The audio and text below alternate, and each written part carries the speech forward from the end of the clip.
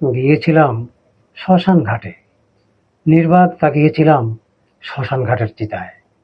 দায়িত্বে থাকা এক সাধু এসে বলল, কি ভয় পাচ্ছ?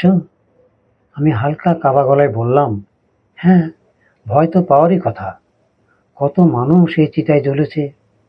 সাধু মৃদু হেসে বলল, যাদের দেখে ভয় পাচ্ছ তারাও একদিন তোমার মতোই দাঁড়িয়েছিল, জীবন নিয়ে ব্যস্ত, স্বপ্নে ভরা। আমি চুপ করে রইলাম। আগুনের শিখা ধীরে ধীরে উঠছিল, যেন জীবনের সব গল্প গিলে নিচ্ছে। সে আবার বলল, এই আগুন কাউকে ছোট বড় দেখে না, ধনী গরিব চেনে না। সব অহংকার, সব পরিচয় এক মুহূর্তেই শেষ হয়ে যায়। হঠাৎ মনে হলো, এত দৌড়ঝাঁপ, এত হিসাব, সবই যেন কত ক্ষণস্থায়ী। যাদের নিয়ে এত অভিমান, এত রাগ, শেষ পর্যন্ত কেউই তো সঙ্গে যায় না। সাধুর কণ্ঠটা আবার ভেসে এলো, ভয় পেও না, এই জায়গাটা ভয়ের না, সত্যের। এখানে দাঁড়ালে মানুষ নিজের আসল পরিচয়টা বুঝতে শেখে। আমি ধীরে ধীরে চিতার আগুনের দিকে তাকালাম। ভয়টা তখনও ছিল, কিন্তু তার সঙ্গে একটা অদ্ভুত শান্তিও এসে মিশে গেছে।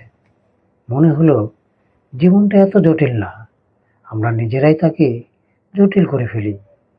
শেষটা যখন এতই সহজ, তাহলে মাঝের পথটা এত কঠিন করে তোলার কি দরকার?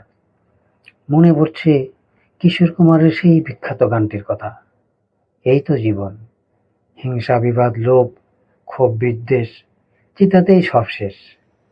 আসলেই চিতাতেই সব শেষ হয়ে যায়। আমরা পৃথিবীকে নিয়ে যত আয়োজনই করি না কেন, যত সুখের স্বপ্ন রচনা করি, চিতাতেই সব শেষ। আমরা যারা মুসলিম, কবরে গেলেই পৃথিবীর যাত্রা শেষ হয়। আর যারা সনাতনী, তাদের চিতাতেই সব শেষ। সেদিন শ্মশান থেকে ফিরে বুঝেছিলাম, জীবনটাকে ধরে রাখতে নয়, অনুভব করতে হয়। এই সাধের দেহের এত অহংকার, এত গর্ব, সবই তুচ্ছ। আর যতদিন আছি, ততদিন ভালোবাসা আর মানবিকতাই আসল পরিচয়। ভিডিওটি যদি ভালো লেগে থাকে, প্লিজ শেয়ার করে অন্যকে দেখার সুযোগ করে দিবেন এবং লাইক কমেন্ট করে আমাকে উৎসাহিত করবেন।